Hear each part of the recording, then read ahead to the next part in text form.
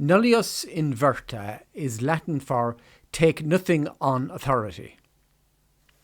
You could add without sufficient proof.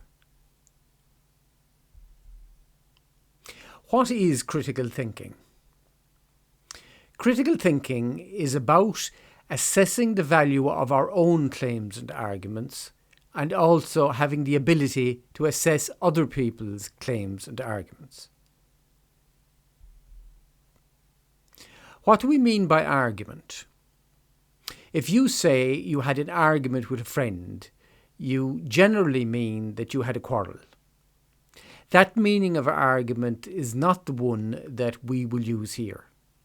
For us, argument means an attempt to justify a conclusion or a claim. Students, why should you study critical thinking? Critical thinking will improve your ability to identify the key points in an exam paper or other text, rather than becoming distracted by less important material. You will be able to ask questions of questions asked. In an exam paper, for example, you will ask, what is really being looked for here? You will improve your ability in getting your own point across in an essay or debate. You will start to develop skills of reasoning, analysis and judgment, which will be vital skills demanded at third-level education. You will subject a bewildering amount of advice and information available online to a much more rigorous analysis than you were ever inclined to do or had the skills to do in the past. Your starting point of take nothing on authority without sufficient proof will become your default position when deciding whether to believe a statement or take a point of view seriously. The Tullman model, developed by philosopher Stephen Tullman, is essentially a structure for analysing arguments. This type of structure works well when there are no clear truths or absolute solutions to a problem. Tullman arguments take into account the complex nature of most situations.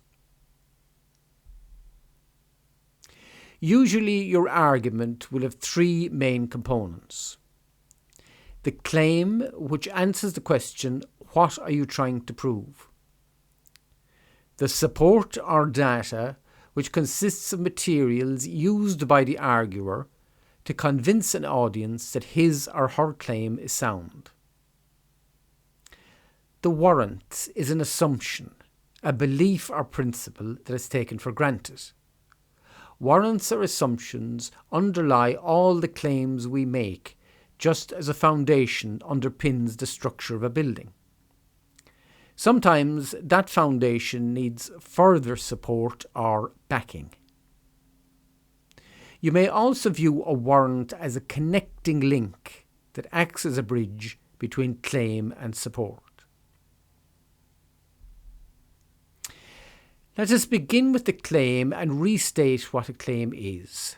A claim answers to the question, what are you trying to prove? Claims can be classified as claims of fact, claims of value, or claims of policy.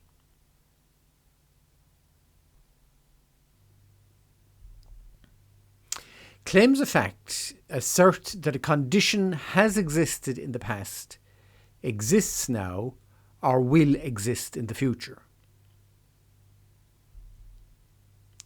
The supports for a claim of fact consists of factual information, that is, information such as statistics, examples, and testimony that most responsible observers assume can be verified. Many facts are not matters for argument. Our own senses can confirm them, and other observations will agree with them. We can agree that a certain number of people are in this room now. We can agree that 1 plus 4 equals 5. That a lion makes a louder sound than a cat. We can also agree about information that most of us cannot directly confirm ourselves. Information in reference books, Google Maps, online directories, etc. We can agree on the reliability of such information because we trust the observers who report it. However, the factual map is constantly being redrawn by new data. Until the early 1920s, most astronomers thought that the Milky Way contained all the stars in the universe. But nowadays we know that there is at least 100 billion galaxies in the known universe. Likewise, the factual maps of history and anthropology are constantly changing as new data is collected and conclusions are re-evaluated.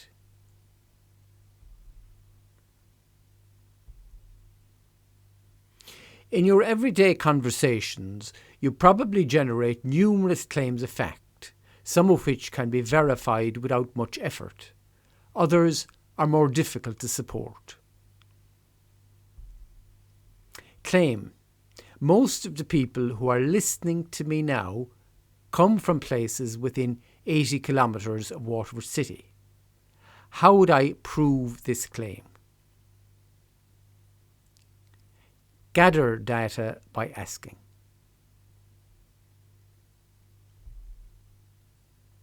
If we consider the following claim, 80% of people who live in Ireland were born in Ireland. What proof would we need to support that claim? We could gather data on the current population of the country. Gather data on how many Irish birth certificates have been registered. The claim that Waterford will be this year's All-Ireland hurling champions is a different claim because it is an opinion about what will happen in the future. But it can be verified in the future and is therefore classified as a claim of fact. More complex factual claims about political and scientific matters remain controversial because proof on which all or most observers will agree is difficult or sometimes impossible to obtain. Can you think of any possible factual claims that would be difficult or impossible to obtain proof for? Examples might include the only life in the universe exists on this planet, the nuclear arsenal of the Soviet Union exceeds that of the United States.